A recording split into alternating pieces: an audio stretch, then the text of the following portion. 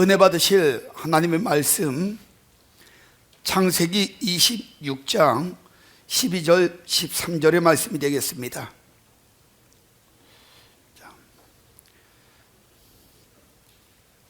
창세기 26장 12절 13절 우리 한 목소리로 함께 봉독합니다. 이삭이 그 땅에서 농사하여 그 해에 100배나 얻었고 여호와께서 복을 주심으로 그 사람이 창대하고 왕성하여 마침내 거부가 되어. 아멘. 할렐루야. 꼭 축복의 사람 되시길 주의 이름으로 축원합니다. 며칠 전에 고속도로에서요 차 한 대가 막 비틀비틀거리고 막 돌아다니는 거야. 그러다가 가다가 나중에는 난간 쪽을 꽝 들이받고는 또 비틀비틀대고, 그래가지고 뒤에서 차 한 대가 쫓아가다가 고속도로에서 야, 저거 분명히 문제가 있다, 저게 아픈가? 아니면은 술 취했나? 그래가지고 그 청년 두 명이 뒤에서 차를 저기하면서 계속 쫓아갔어요. 그래가지고 결국에는 그 톨게이트에서 잡습니다. 그 앞에서 잡았는데 밑으로 옆으로 몰아낸 거예요. 그래서 잡았더니 젊은 친구가 나 내려왔는데 술 냄새가 팍 풍기는 거예요. 잘못했으면 대형 사고 날 뻔했어요. 여기저기 막 난리저기 해가지고. 그래서 그걸 끄집어내고 사람을 끌어내고 그 알코올 측정을 했더니 면허 취소야, 이건 완전히. 그래서 왜 그랬냐, 왜 차를 몰고 술을 먹고 이렇게 차를 몰고 그러고 다니냐. 그 친구가 하는 이야기가 있었습니다. 내가 너무 괴로웠어요. 너무 힘들고 너무 어려운 일이 있어서 너무 괴로워서 그냥 술 먹고 정신없이 그냥 나왔어요. 그러다 보니까 이렇게 됐네요. 미안합니다. 그 뒤에 쫓아왔던 친구들은 해양경찰이었었어요. 그들이 잠깐 나왔다가 해경이 그걸 보고 그걸 막은 거예요. 사고 날까봐. 여러분, 지금 시대에 많은 사람들이 그 술 취한 젊은 친구 같은 이런 삶을 사는 사람들이 얼마나 많은지 몰라요. 인생을 살다 보면 공고함을 느끼는 순간들이 종종 있습니다. 더 이상 삶을 살아갈 기력이 고갈된 그런 모습들이 있어요. 그래서 어떤 사람들은 생존 그 자체가 힘겨워지는 순간, 이런 순간을 맞이하는 사람들이 있습니다. 그래서 견딜 수 없어서 어떤 사람들은 자살하고 하는 거예요. 그런 긴급한 상황이 오면요, 그때 인생의 하루하루는 마치 피곤한 연극 같은 삶을 살아갑니다. 그러나 이러한 공고함이 믿음이 없는 사람들에게는 절망에 막다른 그러한 골목이 돼요. 절망이 막다른 골목이 되지만 믿음의 사람들에게는 소망의 길이 된다는 사실, 이걸 여러분들이 한번 깨달아 보시기 바랍니다. 그러니까 믿음의 사람들은 절망이 오고 수많은 위기가 오고 어려움이 오잖아요. 그러면 그 안에서 그냥 막 세상 사람들처럼 좌절하고 낙심해가지고 주저앉아 버리는 것이 아니라 그 안에서 하나님의 말씀을 비춰가지고 내가 왜 이렇게 살지? 문제가 뭐지? 또 어떻게 풀어나가야 되지? 이런 마음과 생각을 통해 가지고 새 길을 열어가는 기회로 삼는다는 거예요. 그런데 이런 상황 속에서 새 길을 열어갔던 대표자가 누구냐? 바로 다윗이에요. 다윗의 인생의 모습들을 보면요, 정말 그는 수많은 위기를 겪었지만 그 속에서도요, 그는 자기의 인생의 새로운 길을 찾아가는 그런 모습들을 얼마나 많이 보였는지 몰라요. 시편 34편의 그 내용을 보면 거기 그 다윗의 어떤 그 표현들이 종종 나와요. 다윗은 그 시편 34편을 가리켜 가지고 뭐라고 이야기하냐면 곤고한 사람의 간증이다, 이렇게 표현하고 있어요. 공고한 사람의 간증은 이것이다. 자기 자신이 공고하다는 거야. 자기가 큰 아픔 가운데 있고 위기 가운데 있다는 거예요. 근데 나는 그런 공고함과 어려움 속에서 이렇게 나는 풀어나갔다, 이런 삶을 해보겠다, 이런 내용이거든요. 우선 그는 공고함이었을 때 자, 어떻게 그의 삶을 풀어나가냐? 첫 번째는요, 찬양하기로 결심했다는 거예요. 위기가 오고 어려움이 오고 답답함과 고독이 올 때 그는 뭐 했다고요? 찬양했어요. 그래서 시편 34편 1절에 보니까 이렇게 이야기합니다. 내가 여호와를 항상 송축하며 내 입술로 항상 주를 찬양하리이다 라고 고백해요. 그를 둘러싸고 있는 공고한 상황 속에서도 그는 찬양하기로 결심을 합니다. 이 찬양은 매우 의지적인 찬양이라고 해야 할 것이에요. 왜냐하면 어려움도 이기는 거야. 힘든 문제도 극복하는 거예요. 그리고 막 불만 불평하고 원망하고 이런 좌절의 어둠에 고백을 하는 것이 아니라 이러한 상황도 이기면서, 의지적으로 이기면서 하나님을 찬양하는 거예요. 시편 34편은 원래 히브리어 알파벳으로 만들어진 그러한 찬양입니다. 근데 그는 어느 한순간에 그냥 터져 나오는 찬양을 드린 것이 아니에요. 감정적으로 이런 찬양이 아니에요. 찬양의 흐름을 보면 침착하게 생각을 하면서 찬양한 것입니다. 그 고독과 아픔을 겪으면서 거기서 생각했던 거예요. 침착하게 내가 왜 이렇게 살지? 이런 어려움이 왜 왔지? 내가 이럴 때 어떻게 해야 되지? 이런 깊은 생각 속에서 그가 찾은 그 어떤 풀어나가는 원리가 뭐냐? 찬양이라는 걸 알게 된 거예요. 하나님과의 관계 속에서 내가 이런 문제가 생겼구나. 그렇다면 이 관계를 회복할 수 있는 방법은 내 영이 다시 살아나는 것이다. 그래서 찬양으로 시작한 거예요.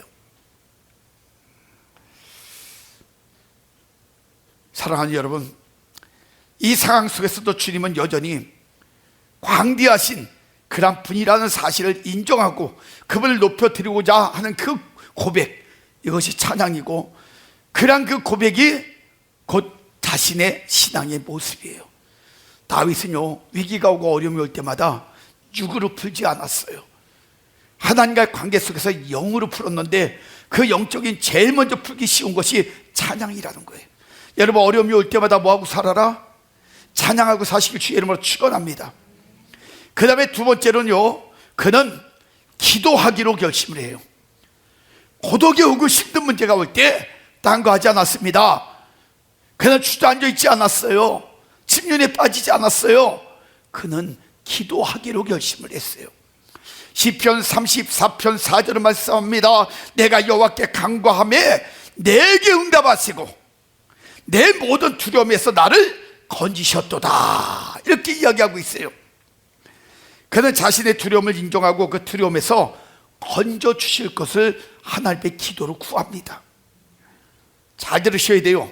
여러분의 인생을 살다가 때로는 어려움이 옵니다. 위기가 와요.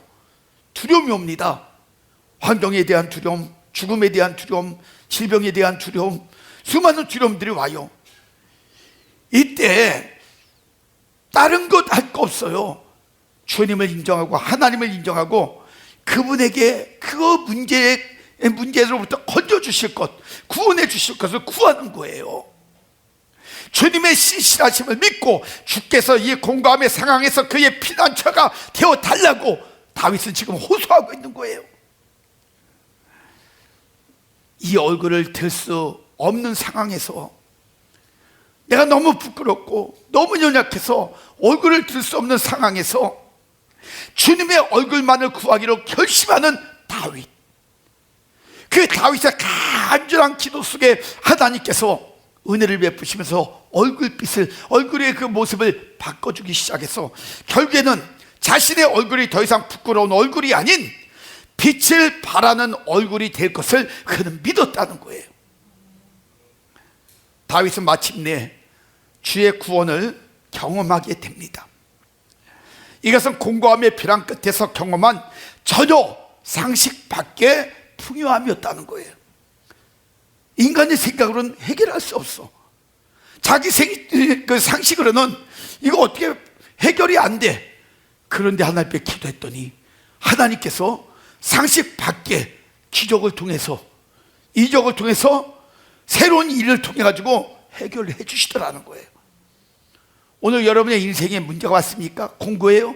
여러분 딴 거 할 거 없어요. 인간적인 상식으로 해결이 안 되면 하나님의 은혜를 구하면 돼요. 하나님의 인도하심을 구하면 됩니다. 여러분이 영적으로 하나님을 찾는 깨어있는 모습이 되어지면요, 여러분의 질병 떠나갈 거예요. 여러분의 환경 회복될 거예요. 여러분의 문제 해결해 주실 거예요. 문제는 뭐가 문제인지 아십니까? 자기 자신이 그런 영적인 삶을 안 살려고 하니까 문제예요. 하나님은 해결자예요. 근데 해결자를 안 붙잡으니까 해결이 안 되어지는 거예요. 그러면 여러분의 인생에 문제를 해결하려면 해결자를 꽉 잡아야 돼요. 그분만이 모든 것을 풀어주시거든요.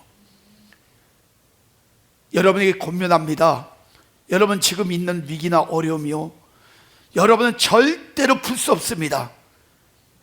그렇다면 해결자이신 하나님 앞에 무릎을 꿇으세요. 그분께 요청하세요. 그분에게 도움을 구하세요. 지금 하나님의 손은요, 여전히 우리를 향해서 뻗고 계십니다. 여러분을 잡아주시려고.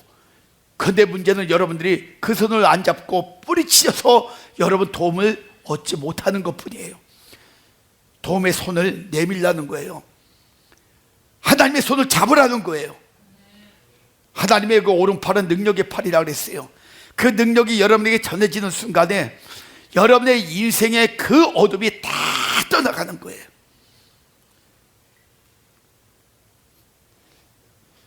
그래서 지금도 그 다윗은요, 우리에게 주님의 이런 선한 맛을 야 맛보기를 원해? 그러면 나처럼 너희도 해봐. 그리고 지금 초청하는 거예요. 다윗의 이 시의 고백은요, 바로 그거예요. 나 이런 문제 있을 때 이렇게 해결했어. 하나님이 나에게 은혜를 베풀어 줬어. 나 그래서 이렇게 자유해. 그러니까 너희들도 한번 해봐. 와봐. 나처럼 나와 동행하면서 내 손을 잡고 한번 같이 해보자고 지금 초청하는 거예요. 그 초청의 손길 여러분이 꽉 잡으실 주의 이름으로 축원합니다. 그래서 이 공감의 수렁에서 건진받은 이의 간증은 바로 다윗의 간증뿐만이 아니라 우리의 간증이 될 수도 있다는 것, 이걸 여러분이 깨닫고 사셔야 돼요. 마음에 다가온 확신 있는 감동에 대한 순종, 이것이 바로 영육의 모든 문제를 해결할 수 있는 기적의 도구라는 사실을 믿으시기 바랍니다. 그래서 탈 메이지라는 사람은 이렇게 말했어요. 하나님께서 당신에게 요청하는 그 일을 하라. 그러면 당신은 성공자가 될 수 있다. 하나님이 원하시는 일을 하면 성공자 될 수 있다는 거예요. 마틴 루터도 이렇게 이야기합니다. 진실된 신자는 왜? 라는 의문을 십자가에 못 박고 의문 없이 그냥 순종하는 사람이다. 하나님이 원하시는 거 안 묻는다는 거예요. 왜요? 이런 거 아니고 그냥 하나님이 말씀하시면 그냥 순종하는 거예요. 이게 진실한 신자라는 거야.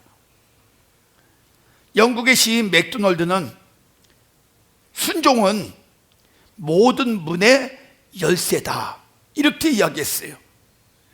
그래요. 하나님 안에서의 순종이야말로 모든 문제를 해결받을 수 있는 만병통치약입니다. 얼마 전에 어디 지나가는데 왜 노인들이 어디 건물 지하에서 이렇게 막 올라오는데 손에다 전부 다 뭐 보따리 하나씩 이렇게 들고 올라와요. 보니까 뭐 화장지도 들고 올라오고 하이타이도 들고 막 올라와.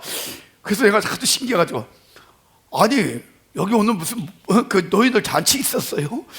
아유 뭔데 이렇게 하나씩 선물 받아 갖고 올라와요? 그랬더니 여기 약 장사가 와가지고 저기 와서 좋은 약이라고 해서 그냥 왔었다고. 왔더니 이렇게 선물 하나씩 주네요. 그래서 그들이 뭐라 그래요? 그랬더니 약 여러 가지 성분을 얘기하면서 이 사람들이 얘기하는데 세상에 여기서 들어보니까 다 만병통치약이요 그랬더라고요. 그래서 사셨어요? 그랬더니 나도 하나 했어요. 그래. 얼마예요? 그거 그랬더니 29만 5천 원이요. 약 하나에. 기본이 29만 5천 원이 한 박스에. 그런데 어떤 사람은 서너 개씩 하고 막 이렇게 했다는 거야, 노인네들. 그러니까 세상에 말빨로 노인네들 속여가지고요, 그걸 만병통치약이라 그래가지고 그렇게 돈을 벌어먹더라고. 근데 여러분 아십니까? 다 가짜입니다. 내가 그랬어요. 아이고 할머니 쏘으셨네. 예? 옛날에 그렇게 저겼던 내가 아시는 분들 그거 먹고요 배탈 나가지고 오히려 더 아파요. 그 만병통치약 아닙니다. 근데 여러분 진짜 만병통치약이 뭔지 아십니까? 저는 말씀을 통해서 깨달았어요.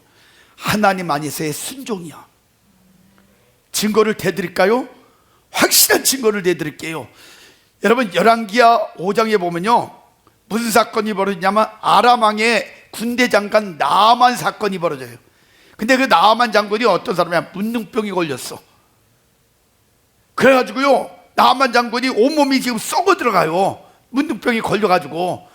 그래가지고 막 이 썩어 들어가는 이런 그 병이 걸렸는데, 겉으로 볼 때는 거대한 병에 권력의 그 비단 옷을 입고 있어요. 겉으로는 또 갑옷도 입고 있어요. 그렇죠? 장군의 갑옷도. 그런데 육신으로는 썩어져 죽어가는 몸뚱아리를 가지고 있는 아주 불행한 사람이에요. 근데 그가 이스라엘 땅에서 포로로 그 잡아온 계집종이 있는데, 어린 계집종이 그 모습을 알고요 그 주님 마님한테 이야기하는 거야. 마님, 내가 살던 그 나라에 거기 사마리아에 거기 가면 선지자 한 분이 계시는데 그분은 어떤 병이든지 다 고치시는 분인데 그분을 만나면 해결될 텐데. 그 얘기를 들었어요. 그래가지고 그 사건으로 인해 가지고 그 나아만 장군이 그 사마리아에 있는 엘리사 선지자를 알게 된 거예요. 그랬더니 그 얘기를 했더니 왕까지도 편지를 써가지고 부탁하는 편지를 써가지고 그래가지고 보냈어요. 사마리아를 왔습니다. 사마리아에 왔는데 문제는 뭐냐면 고쳐질 것을 막 요청을 할 때에 엘리사가 나타나질 않아요. 그 하인 게하시만 보내가지고 그냥 저기 저 요단강에 몸이 그냥 7번 담그라 그런다고. 그때 나만 장군이요 기분이 굉장히 이상했어요. 왜냐하면 자기는 한 나라의 그래도 그 대국의 장군이잖아요. 그리고 유명한 사람이거든. 왕이 신임할 정도로. 그러니까 자기가 오면은 막 진짜 와가지고 누가 빰빠레 울려주면서 와서 막 영접하고, 그리고 자기 저기 병 고쳐줄 때는 자기를 다 붙잡고 막 기도를 하면서 고쳐줄 줄 알았더니 아니 엘리사 선지자 나타나지도 않고요. 그리고 겨우 종보내가지고 저 똥물인 저 요단강물에 몸 7번 담그랬다고. 그리고 저랬는데 기분이 상해버린 거야. 화가 난 거예요. 분노했어요. 우리나라에도 강이 좋은 강이 얼마나 많고 물 좋은 데가 얼마나 많은데 그것도 온천물도 아니고 더러운 물에다가 나 돌아가겠다고 그냥 가겠다고. 그런데요 제가 그 사건을 그래서 깨달은 게 있어요. 참 난 나아만 장군은요 어떻게 보면은 명장은 명장이야. 근데 무식한 명장이에요. 싸움만 잘하는, 생각이 없어. 지금 여기 뭐하러 온 거예요? 병 고치러 왔어요. 근데 성질 부리고 지금 간다는 거야. 근데 누가 더 지혜롭냐? 그 밑에는 종들이 더 지혜로워. 아유 주인님, 여기 오신 것이 무엇 때문에 오신 겁니까? 병 고치러 온 거 아닙니까? 그렇다면 병을 고치기 위해서는 이것보다 훨씬 더한 것도 해야 되는데 그거 물에다가 좀 그 강에다가 몸 담그랬는데 왜 그걸 못 하십니까? 가만히 생각해 보니까 맞거든. 그게 지금 설득이 된 거예요. 그래서 그래 하자. 그래가지고 강물에서 요단강물에 몸을 담궜는데요 7번 했잖아요. 근데 한번 들어갔다 나올 때마다, 여러분들은 그거 모르죠? 저는 영적으로 그걸 느꼈어요. 들어갔다 나올 때마다 얼마만큼 하나님을 사랑하느냐, 순종하느냐, 여기에 범위에 따라서 하나님의 손길이 그 물속에서 그의 상처 있잖아요, 썩은 부분을 다듬기 시작한 거야. 그러면서 조금씩 그걸 씻어내가고 깎아 내려가면서 요단강물에 그 모든 문둥병의 그 질병의 근원들을 몽땅 다 떠내려가게 만들어 주신 거예요. 그리고는 그 사이에 또 새로운 살과 새로운 것들을 싹 바꿔가지고요 어린아이 살 같은 그런 피부를 하나님께서 선물로 주셨어. 순종을 통해 가지고 썩은 걸 완전히 새 걸로 바꿔주신 거예요. 오늘 여러분의 순종을 통해 가지고 상해 있는 것, 썩어 있는 것, 죽어 문드러질 모든 것들이 완전히 새롭게 바뀌어지는 놀라운 역사가 일어날 줄 믿으시기 바랍니다. 이게 순종의 기적이에요. 그러면 여러분, 순종이 만병통치약이요? 아니요? 만병통치약이에요. 예? 고칠 수 없는 게 고쳐지잖아. 공감복음에도 예수님 만났던 사람들 보세요. 평생을 그 질병에서 고침받지 못했던 영육간의 문제들 봐요. 예수님이 명령할 때마다 그들이 아멘 하고 순종하는 순간에 눈이 떠지고 귀가 열리고 죽은 자가 살아나고 안진뱅이가 일어나고, 할렐루야, 수많은 역사가 나타나잖아요. 뭐 할 때? 순종할 때. 다른 건 아니에요. 순종할 때. 근데 왜 여러분은 그 기적을 체험하려고 하지 않죠? 왜 기적을 자꾸 기회를 주시는데 놓치죠? 왜 그럴까요? 왜 순종을 못할까요? 이유는 간단합니다. 고집이 센 거요. 자기 생각과 자기 고집이 너무 센 거예요. 그래서 여러분, 순종이 안 되는 거예요. 그래서 저는 오늘도 여러분에게 계속해서 순종의 자세에 대해서 말씀을 드리려고 합니다. 오늘 이 말씀이 떨어질 때 여러분 영적인 귀로 들으시고요, 신령한 말씀을 사모하는 마음으로 여러분 들으시길 주의 이름으로 축원합니다. 지난 시간 이삭의 축복 원리인 순종에 대해서 말씀드리면서 순종의 자세 두 가지를 지난 시간에 말씀드렸어요. 온전히 순종해야 된다, 그죠? 그래서 여호수아와 갈렙이 온전히 순종함으로 가나안의 축복을 누릴 수 있었다. 근데 순종하지 않았던 이스라엘 백성들은 40년 동안 광야를 돌았지만 그들이 하나님을 경외하고 그 말씀을 따라 살지 않았기 때문에 그들은 하나님의 약속의 땅을 밟지도 못하고 보지도 못할 것이다. 그렇게 해가지고 그 두 사람만 인정받았잖아요. 온전한 순종을 통해 가지고. 그리고 두 번째로 여호수아서 1장 8절의 말씀을 가지고 그 말씀에 하나도 빠짐없이 다 순종할 때 하나님께서 그를 축복하신다 그랬잖아요. 그래서 율법에 그 하나님의 말씀이 기록된 걸 모두 다 지키는 사람들에게 하나님이 형통케 만들어 주신다 그랬어요. 복이 되게 만들어 주신다 그랬어요. 여러분, 신앙생활 하나님의 말씀대로만 사세요. 아멘. 다른 것 할 것 없습니다. 오늘은 여러분에게 세 번째로, 자, 축복의 자세 세 번째는 뭐냐? 확신하는 가운데 순종해야 된다는 거예요.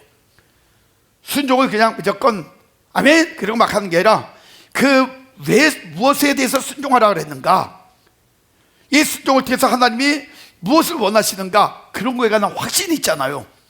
이런 확신을 가지고 순종하라는 거야. 디모데후서 1장 13절에 보니까 이렇게 말씀합니다. 너는 그리스도 예수 안에 있는 믿음과 사랑으로서 내게 들은 바 바른 말을 본받아 지키고, 바른 말을 본받아 지키고, 확신을 가지고 지키라는 거예요. 순종하라는 거예요. 자, 성경을 보다 보면요, 자신의 삶으로, 순종의 삶으로 세상을 완전히 바꿔놓은 대표자들이 여러 사람들이 나옵니다. 근데 여러 사람이 있는데 그 중에 저는 여러분에게 세 사람만 대표로 이야기해 볼게요. 자기의 순종 하나로 세상을 바꿔놨다. 첫 번째 누구냐면 노아를 말하고 싶어요. 노아. 창세기 6장 6절에 보면요, 가라사대 나는 창조한 사람을 내가 치면에서 쓸어버리되 사람으로부터 육축과 기는 것과 공중의 새까지 거리하리니 이는 내가 그것을 지었으면 한탄함이로다 라고 했어요. 근데 왜 한탄했냐? 그 앞뒤의 내용들을 보면요, 인간이 얼마나 죄를 많이 짓고 사는지 죄가 땅에 간용한 거야. 너무 강팍한 거예요. 아주 강팍하고요, 하나님의 말씀을 따라 살지 않고요, 완전히 인간적으로 최악의 삶을 사는 거예요. 그러니까 인간이 너무 못돼서 하나님께서 인간 지으심을 한탄한 거야. 이 땅에서 저런 인간이 있으면 안 된다. 그래서 싹 없애버리기로 했어요. 그런데 그때 창세기 6장 9절에 보니까요, 노아에 대한 이야기를 해요. 그럴 때 노아의 사정은 이러하니라 그러면서 이야기하는데, 노아는 의인이요 당대의 완전한 자라 그가 하나님과 동행하였더라, 이렇게 이야기하고 있어요. 그 노아만이 그런 삶을 살고 있는 거예요.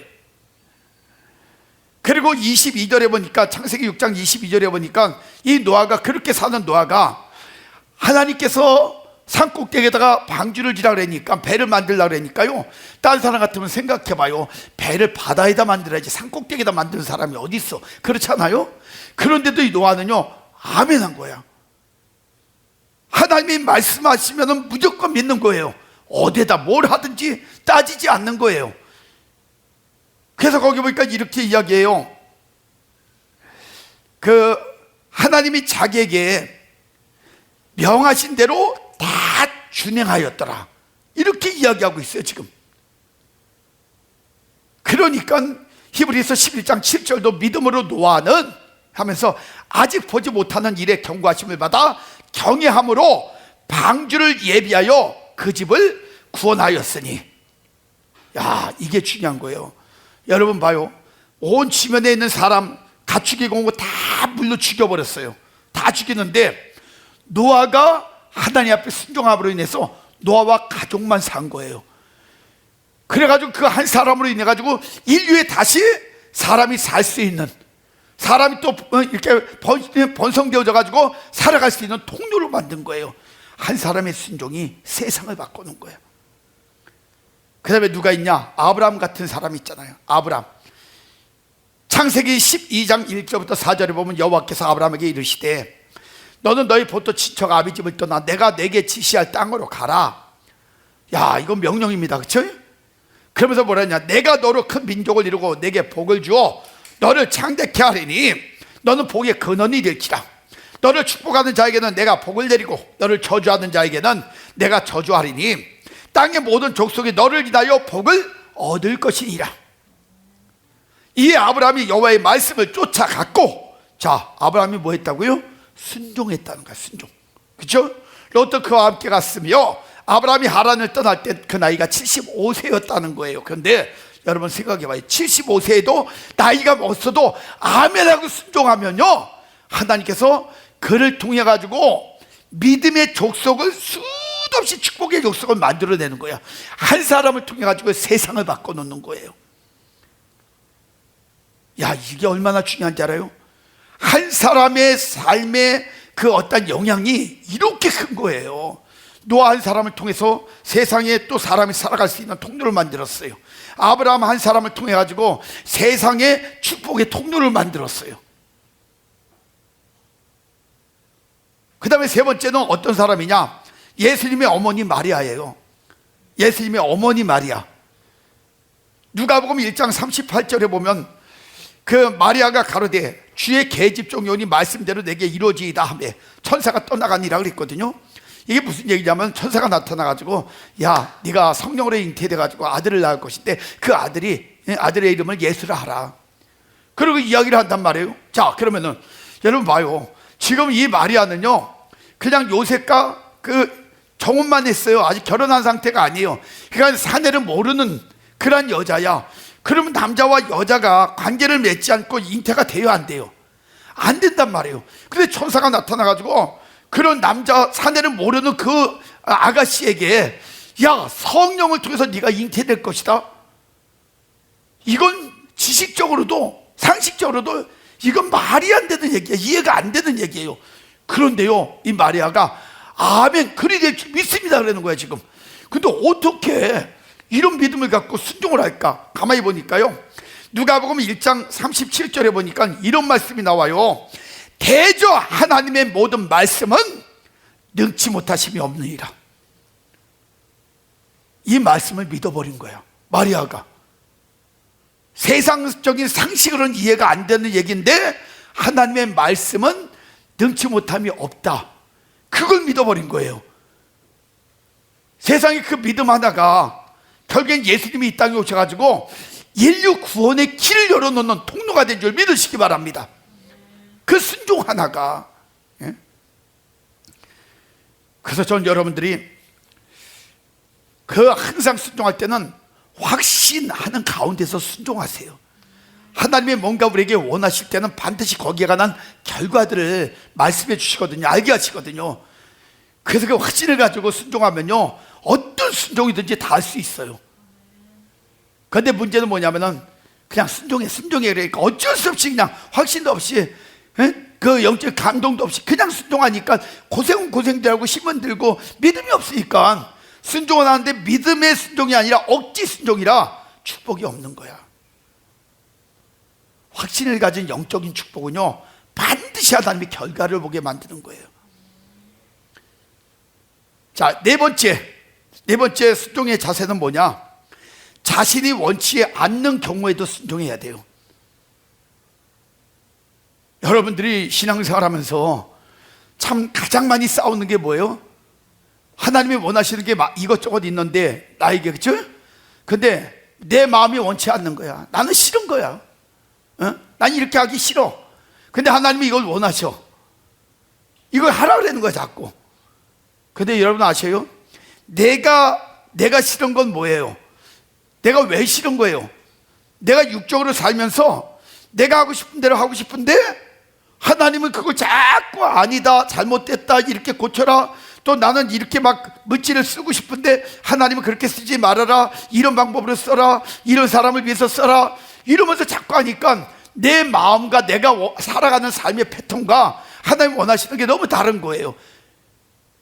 그러니까 싫은 거야. 그러니까 하나님이 뭘 시켜도 싫은 거예요. 그러니까 원치 않는 거예요. 그런데 성경은 뭐라고 얘기하냐? 그럴 경우에도 하나님께 순종하라는 거야. 여러분들이, 그래도 우리 교회는 대부분이 그래도 참 감사한 게 그 11조 생활이나 이런 것들을 참 잘해요. 저는 설교를 많이 안 하는데 그런 물질 설교를 여러분들이 정말 잘해. 근데 그게 여러분 지금은 잘 몰라요. 그렇게 여러분들이 믿음을 가지고 하는 이것이 어떤 결과를 만들어내는지 지금은 몰라요. 뭐든지 그러잖아요. 그 농부도 씨를 뿌릴 때는 몰라요, 얼마나 열매를 맺게 되는지. 그런데 세월이 가면, 씨를 뿌리고 고생하고 세월이 가면은 거기에 관한 열매를 누려요, 못 누려요? 누리고요. 그때 누리게 돼 있단 말이에요. 그러니까 열매 맺을 때까지 잘 몰라요, 그렇죠? 우리의 신앙생활도 마찬가지예요. 우리가 많은 사람들에게 구제하고 베풀어주고 11조 드리면서 또 그렇게 생활하고 당장에는 내가 아까울 때 있어요. 그런데 그게요, 여러분 아세요? 나중에 그게 싹이 나고 자라가지고 열매 맺을 때는 내가 이거 드린 거 이거 아무것도 아니에요. 그 안에 믿음이 담겨 있기 때문에 믿음의 수많은 기적들이 그 행동 하나를, 순종 하나 때문에 많은 것들을 누릴 수 있게 된다는 거예요. 그래서 여러분들이 하나님에서 순종하고 그냥 살라는 거예요. 내 마음은 난 이거 하고 싶은데 저거 하고 싶은데, 근데 뭐 하나님은 이렇게 하라 그러지? 그래도 그거는 내 마음이지 하나님이 원하는 게 아니에요. 그런데 하나님이 원하는 게 있다면 내가 싫어도 순종하라는 거예요. 그래서 성경에 보니까 누가복음 9장 59절부터 62절에 보니까 이런 사건이 나와요. 예수님이 야, 나를 따라라. 나를 따라라. 그랬더니 뭐라 하냐면, 어떤 사람이 뭐라 그러냐? 나로 먼저 가서 내 아버지를 장사하게 허락하옵소서. 그 다음에 따르겠다는 거예요. 근데 그 아버지가 언제 돌아가실지 언제 알아? 어떻게 알아? 자기가 먼저 갈지 어떻게 알아? 그러니까 자꾸 그런 핑계를 대는 거예요. 그러니까 뭐라고 말씀하냐? 이르시되 죽은 자들로 자기의 죽은 자들을 장사하게 하고 너는 가서 먼저 하나님의 나라를 전파하라. 응? 그거 하라는 거야. 그건 딴 사람한테 맡기고 일단 지금 당장이 지금 돌아가시는 거 아니니까. 그러니까 여러분 봐요. 내가 원하는 건 뭐예요 지금? 아버지 돌아가실 때까지 장례 다 치르고 내가 그냥 이렇게 편할 때 그때 하겠다는 거야. 자기가 원하는 건. 그런데 하나님이 원하시는 건 뭐예요? 아니, 지금 당장 가서 넌 복음 전해야 된다. 이거 원하는 거예요.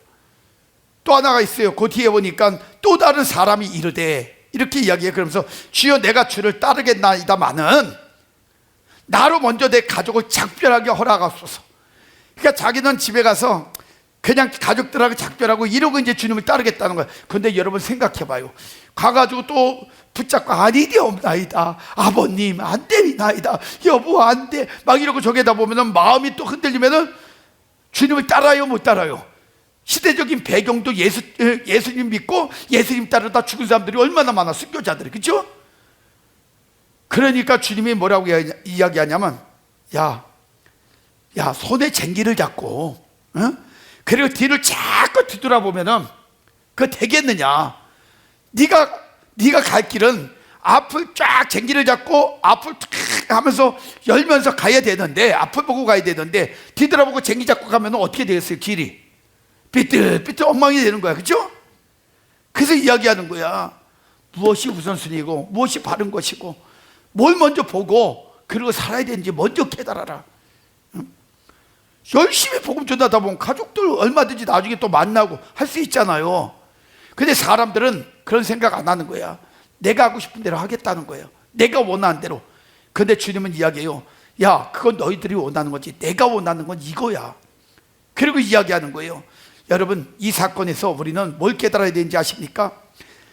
내가 원하는 것이 있어도 그것을 꺾고 내가 원치 않는 경우라도 하나님이 원하시면 순종할 때, 그때부터 하나님은 다양한 역사로 우리에게 다양한 축복을 주시고 능력들을 공급해 주신다는 거예요. 여러분 신앙생활 여러분이 어떻게 하느냐에 따라 가지고 여러분의 인생의 결과가 달라지는 거예요. 여러분 힘들고 어렵더라도 좀 싸웁시다. 한번 해봅시다. 진짜 믿음의 사람들답게 한번 말씀 중심의 삶을 한번 살아보자는 거예요. 하나님 안에서 말씀 중심의 삶을 살았던 사람들 있잖아요. 이런 사람들 지금까지 내가 얘기를 들어봤어도 망한 사람이 없어요. 예? 실패한 사람이 없어요. 진짜 믿음의 사람들은요, 간증하는 내용들을 보면은 나 죽었다 살아났어. 나 암이 몇 개였는데 몇 가지 암이 있었는데 기적같이 다 해결됐어. 내 자식이 이런 위기 가운데 있었는데, 예?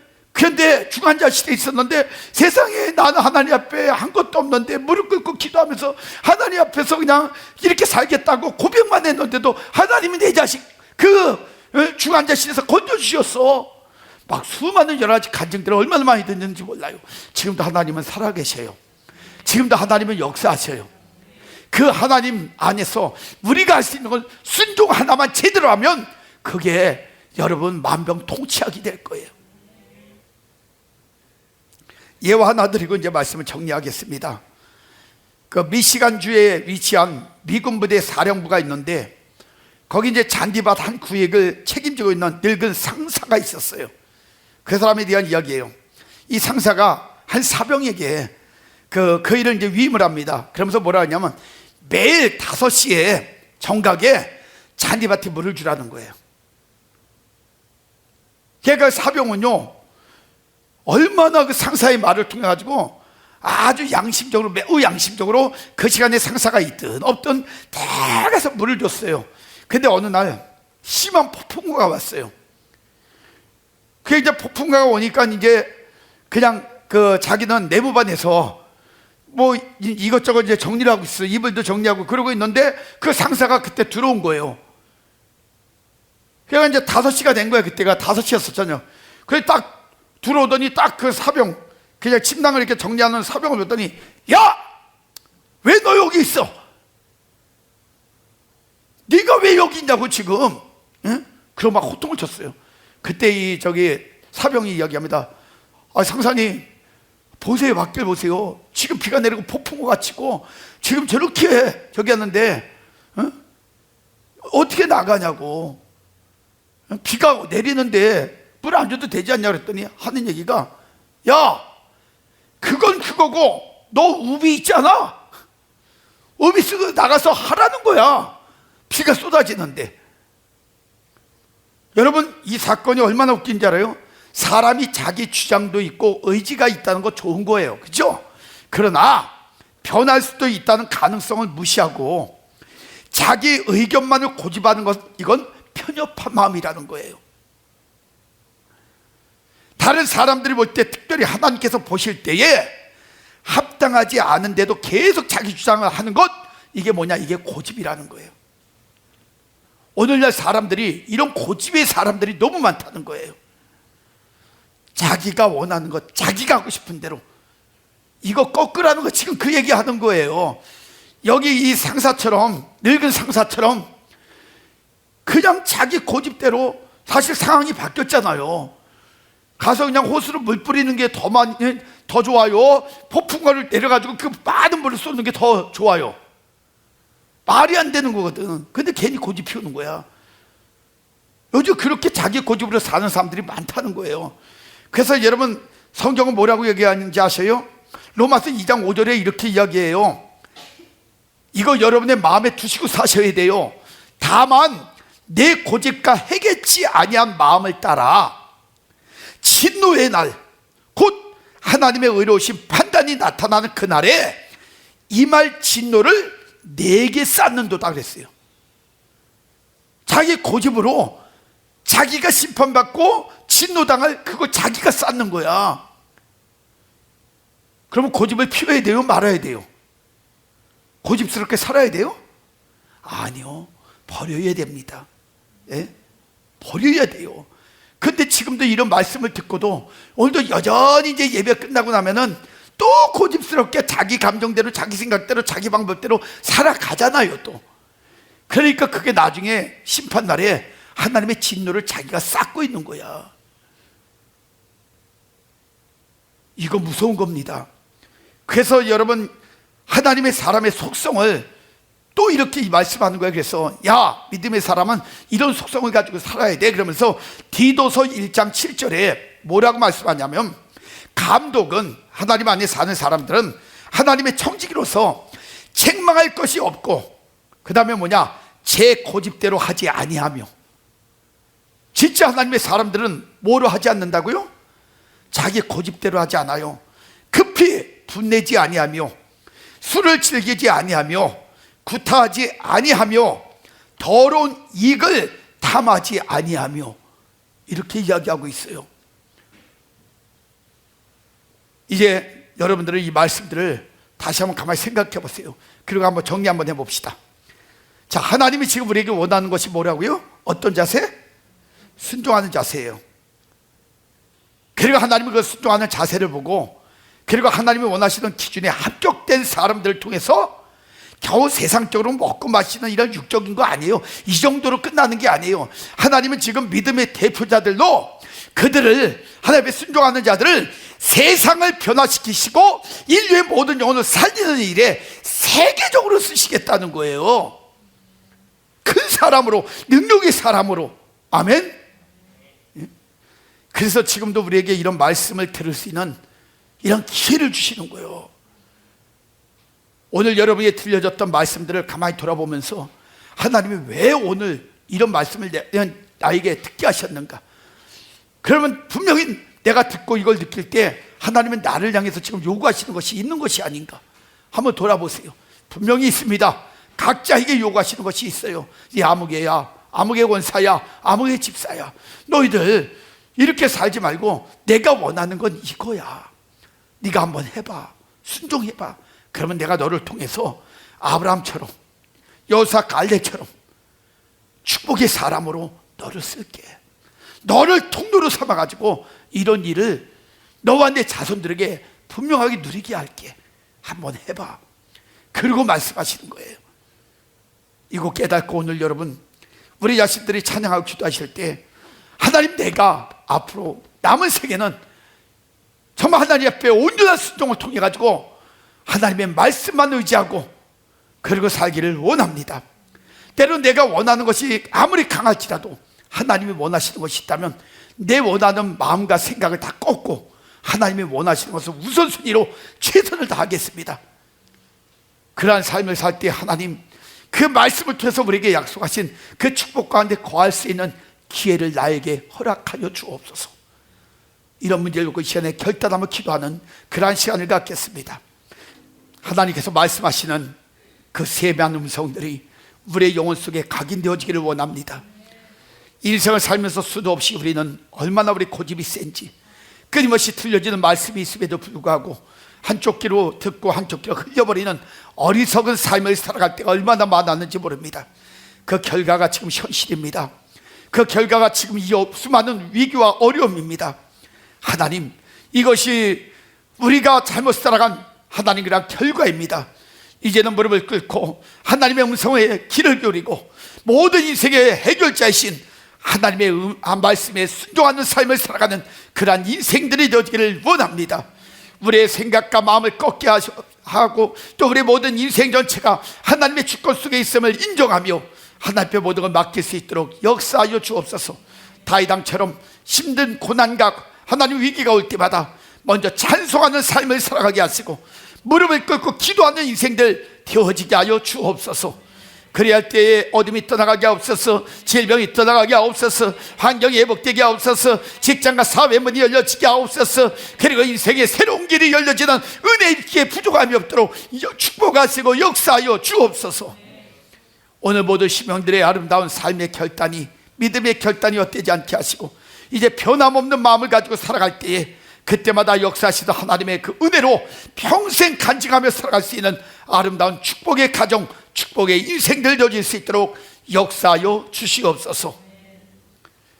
지금은 우리 구주 예수 그리스도의 은혜와 하나님의 그 크시고 만극하시는 사랑하심과 성령님의 감화감동 내주 역사 충만하심의 은혜가 오늘도 여전히 함께 하시고 우리를 통하여 영광 받으시며 하나님의 뜻을 위하여 끊임없이 우리를 사랑하시고 기회를 주시는 그 하나님 앞에 살아가기를 원하는 성도님들 머리 위에 그들의 가정, 건강, 계획, 모든 생업 위에 영풍월드 교회와 이 나라의 민족 전 세계 머리 위에 지금부터 영원까지 하나님의 축복이 함께 계실지어다. 아멘.